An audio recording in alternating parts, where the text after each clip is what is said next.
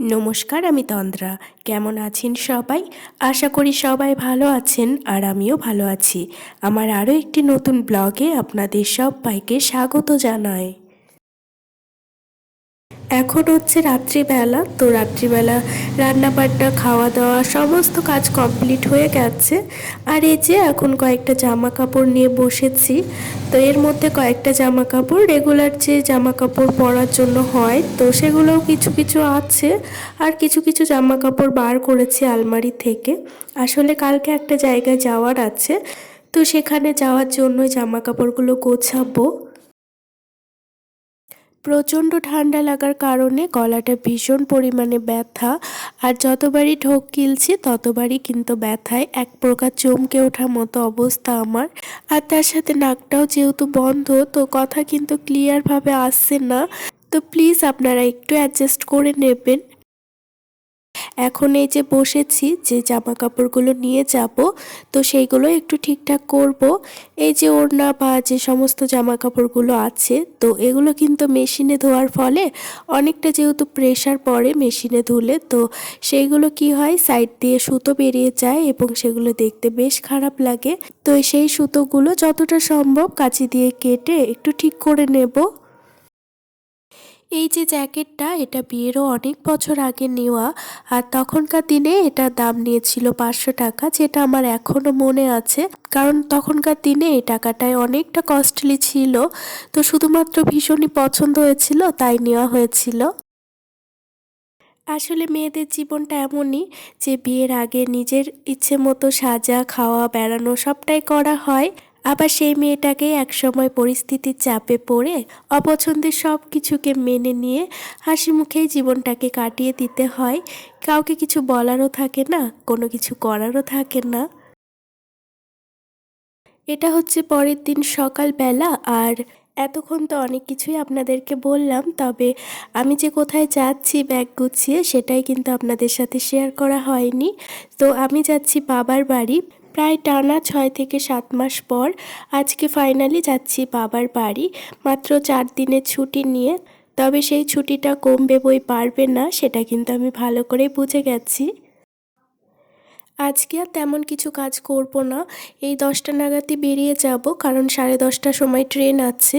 যাবার আগে ঘরগুলো একটু গুছিয়ে যাচ্ছিলাম, কারণ উপরে তো আর কেউ থাকে না আর গোছানোরও সেরকম কেউ একটা নেই। যদি কেউ আসে তবে সেটা তো দেখতে একটু খারাপই লাগবে। আর তাছাড়াও কোনো জায়গায় যাওয়ার আগে তো একটু গুছিয়ে যেতে হয়। তারপরে শ্বশুরমশাইয়ের জন্য একটু টিফিন করে নিয়েছিলাম, আর আমি নিজেও চাটা খেয়েছি, হাজব্যান্ডকে দিয়েছি। আর তারপরেই এই যে স্নান করে রেডি হয়ে নিচ্ছি। এই যে বাবার বাড়ি যাওয়ার আগে সব কিছু গুছাতে ভীষণই ভালো লাগে। এই জামাটা এই দিন পরবো সেই দিন পরবো, এরকম করে অনেক জামা কাপড় নিয়ে গিয়ে দেখা যায় যে সবগুলো হয়তো পরাও যা হয় না।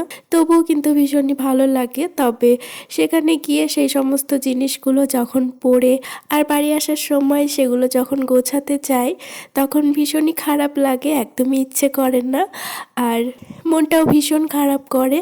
আর সেই কারণে অনেক জিনিস দেখা যায় যে ফেলেও চলে আসি।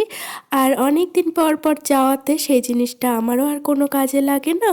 আবার এখানে এসে আমাকে সেই জিনিসটা আবার কিনতেও হয়। তো যাই হোক, বাস ট্রেন পেরিয়ে অবশেষে বাড়ির কাছাকাছি পৌঁছে গেছি। এখান থেকে অটো বা টোটো করে আমাদের বাড়ি যাওয়া যায়। এখানে এসে আমার হাজবেন্ড বায়না করেছে এক প্রকার যে দুমালায় ডাব খাবেন, মানে যেটাতে শ্বাস থাকে। তো ওই যে ওটা এখনো খাচ্ছে, আর আমি এই যে বসে আছি, আমার আর খেতে একদমই ইচ্ছে করছে না। এবারে আসতে অনেকটাই লেট হয়েছিল, কারণ ট্রেনটা অনেকটাই লেট ছিল। তো সেই কারণে এসে ফ্রেশ হওয়ার পরে মাকে বলেছি যে খেতে দিয়ে দাও, কারণ ভীষণই খিদে পেয়েছে আমার। আর সেই মতোই এখানে খেতে বসেছি, হাজব্যান্ডকে ডাকছি, তো এখন শুয়েছিল। তো ঘুমিয়েও গেছিলো মনে হয় একটু, তো ও আসছে আর ততক্ষণ আমি খেতেও শুরু করে দিয়েছি। প্রচণ্ড টায়ার্ড হয়ে গেছিলাম, যে কারণে আমি কিন্তু ব্লগটা আর কন্টিনিউ করিনি সেদিন।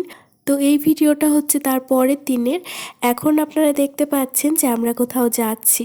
তো আমরা এখন যাচ্ছি হচ্ছে মায়াপুর, কারণ আমাদের বাড়ি থেকে মায়াপুরটা অনেকটাই কাছে, যেটা বাইকেই যাওয়া যায়। তো আমার দাদা বৌদি আর আমরা দুজনেই বেরিয়ে পড়েছি। একেবারে মায়াপুরও ঘোরা হবে, আর তার সাথে সাথে লং ড্রাইভের যে একটা শখ বা ইচ্ছে ছিল বিয়ের পর থেকে, সেটাও কিন্তু একেবারে হয়ে যাবে। আমার শ্বশুরবাড়ি থেকে আমার বাবার বাড়ির দূরত্বটা যেহেতু অনেকটাই, তো সেক্ষেত্রে বাইক নিয়ে যাওয়াটা কিন্তু অতটাও সহজ নয়। তাই আমরা ট্রেন, বাস বা গাড়ি এগুলোই ব্যবহার করে থাকি যাতায়াতের জন্য। তবে আমার বাবার যেহেতু বাইক আছে, সেক্ষেত্রে কিন্তু আমাদের অসুবিধা হয় না। সেখানে গিয়ে বাবার ওই বাইকটা নিয়ে কিন্তু আমরা সব জায়গায় ঘুরে বেড়াই, বসে থাকি না বললেই চলে। সকালে বেরিয়ে যাই, আবার খাওয়ার টাইমে আসি, খেয়ে দিয়ে আবার হয়তো বিকেলে বেরোলাম। তো এরকমটাই সাধারণত করে থাকি। এখন যাচ্ছি মায়াপুর পেরিয়ে নবদ্বীপ। আগে নবদ্বীপটা দেখে তারপরে ফেরার পথে মায়াপুরটা দেখে একেবারে বাড়ি ফিরবো। তো এরকমই একটা চিন্তা ভাবনা নিয়ে এখন যাচ্ছি নবদ্বীপে। আর এই যে নবদ্বীপে চলে এসেছি। এটা হচ্ছে একটা আদি মন্দির। তো এটা হচ্ছে এখানকার স্থায়ী মন্দির, আর কিছু কিছু প্যান্ডেল হয়েছে। সামনে যেহেতু রাস আছে, তো সেই কারণে প্যান্ডেল হয়েছে, আর এবং সেখানে প্রতিমা হচ্ছে। এই মন্দিরগুলো খুবই পুরনো, আর বট গাছ দিয়ে পুরোটা ঘিরে নিয়েছে মন্দিরটা। মন্দিরটা কিন্তু পাকা, তবে মন্দিরের উপরে বা সাইড দিয়ে হয়তো গাছ হয়েছিল এবং সেটাই পুরো মন্দিরটা ঢেকে নিয়েছে। আর দেখেই বোঝা যাচ্ছে এটা কিন্তু বেশ আদি মন্দির।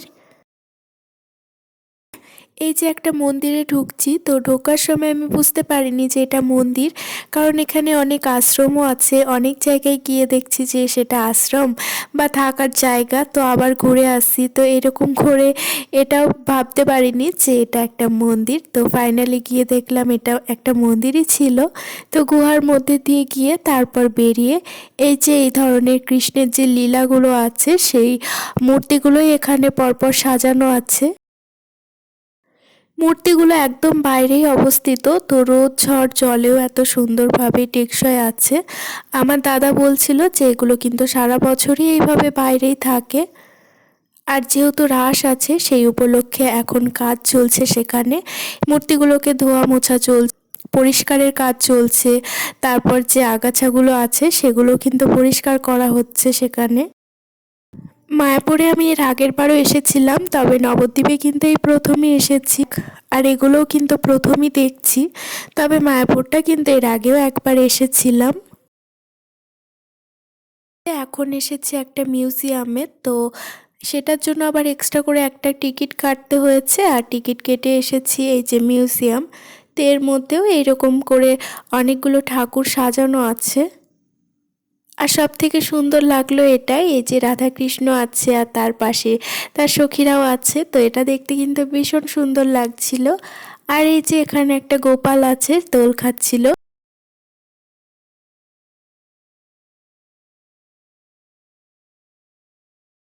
আর এই যে এটাই ছিল আমাদের নবদ্বীপের লাস্ট দেখা মন্দির। তো এটা একটা আশ্রম টাইপের। এইখানে ছোট্ট একটা মন্দির ছিল। আর সেটা দেখার পর আমরা অবশেষে চলে এসেছি লঞ্চে। তো আমার দাদার আর আমার হাজব্যান্ড ওরা নৌকায় করে পার হচ্ছে। যেহেতু লঞ্চের জায়গাটা বা স্পেসটা কম, তো সেক্ষেত্রে নৌকায় গেলে কি হয়, বাইক পার করাটা সুবিধা হয়। আর আমি আর আমার বৌদি এসেছি লঞ্চে করে। তো আমরা দুজনে এখন লঞ্চে ওঠার খুব শখ ছিল আমার বৌদির, তাই আমরা দুজনে লঞ্চে করে যাচ্ছি। জল দেখে কিন্তু আমার ভীষণই ভয় করে, কারণ আমি কিন্তু সাঁতার জানি না। তার সাথে সাথে আবার ভালোও লাগে, মানে ভালো লাগে বলতে ভীষণই ভালো লাগে জল দেখে। তো বসার জায়গা পেয়েছিলাম, তো এতটাই ভালো লাগছিল জল দেখতে। আবার উঠে দাঁড়িয়েছি, এই যে এখন উপভোগ করছি। এই যে জায়গাটা, এটা হচ্ছে গঙ্গা, আর আরেকটা হচ্ছে নদী যেটা গঙ্গায় মিশেছে। তো দুই জলের পার্থক্যটা একদম ভালোভাবেই বোঝা যাচ্ছে এখানে।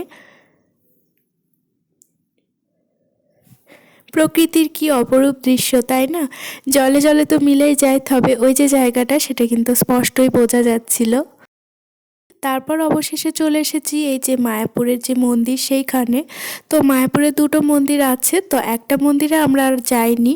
এই যে মন্দির, এটাই হচ্ছে ইসকন, তো এখানেই এসেছি এখন। মন্দিরটা এখনও খোলেনি, তার জন্য আমরা ওখানে বসে ওয়েট করছিলাম। তো আমার হাজব্যান্ড আর আমার দাদা ওখানে বসে আছে, আর আমি আমার বৌদি একটু ফটো তুলতে গেছিলাম ওইদিকে।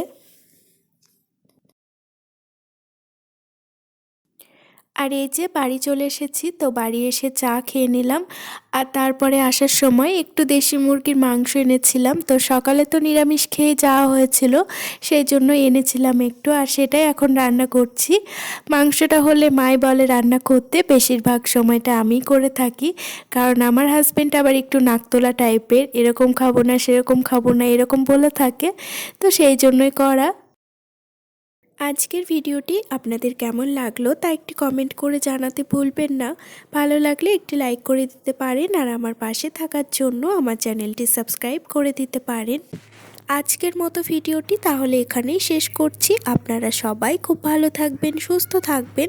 দেখা হবে আবারও পরের ভিডিওতে।